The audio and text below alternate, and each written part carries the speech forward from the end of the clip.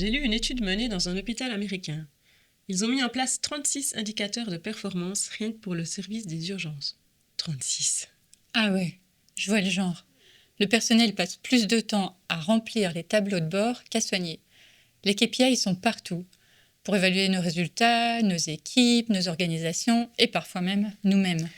Et c'est vrai, la performance a aussi son utilité. Dans les moments critiques, elle nous pousse à donner le meilleur. Mais à haute dose, elle fatigue. Elle épuise les personnes, les collectifs, les systèmes. Sur le long terme, c'est une impasse.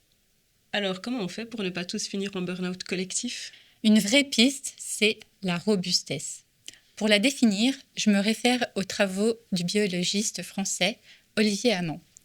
C'est la capacité d'un système à rester stable dans un environnement fluctuant. C'est une manière de s'organiser autrement pour apprivoiser l'incertitude qui devient la norme. Une approche inspirée du vivant à explorer sérieusement. Et ça tombe bien parce que l'agilité aussi cherche à naviguer dans l'incertitude. Mais là où l'agilité est mise sur la réactivité, la robustesse nous aide à tenir dans la durée. C'est un peu comme le duo parfait. L'un œuvre à court terme au service de l'autre sur le long terme. Exactement. Et pour construire cette robustesse, on a choisi de vous parler de 3 principes essentiels.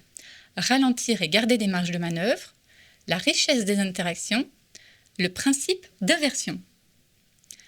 Ralentir, c'est en garder sous la pédale. Tout n'est pas urgent. Et non, répondre à un mail dans les 3 minutes ne sauvera pas le monde. Dans les entreprises, ça peut se traduire par des délais plus longs pour absorber les imprévus, sans stress ni chaos. Et puis, il y a la richesse des interactions. Écouter, coopérer, croiser les regards. C'est en misant sur la diversité des profils qu'on fluidifie les processus et qu'on évite les blocages. Typiquement, une ingénieure comme toi peut voir les angles morts d'une juriste comme moi, et réciproquement. Le 3e principe, c'est l'inversion. Questionner le sens, renverser les logiques. Par exemple, passer d'une organisation centralisée à un réseau de microstructures autonomes. De petites barques qui avancent ensemble plutôt qu'un paquebot rigide. Et parfois, inverser, c'est inverser des croyances.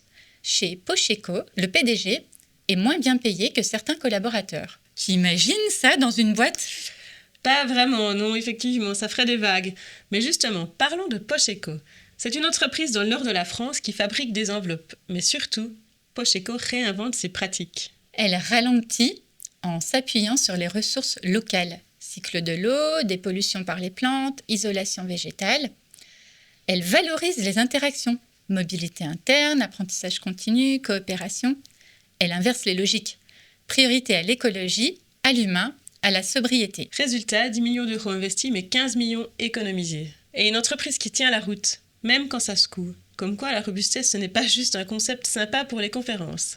Alors, si on résume, la robustesse s'inspire du vivant, elle nous aide à naviguer dans l'incertitude, elle repose sur 3 leviers, ralentir, interagir, inverser. Et si vous ouvrez les yeux, vous verrez que des exemples de robustesse, il y en a partout autour de nous. De nombreuses entreprises sont en chemin et mettent en place des éléments de robustesse, même dans les endroits les plus inattendus, comme une fabrique d'enveloppes.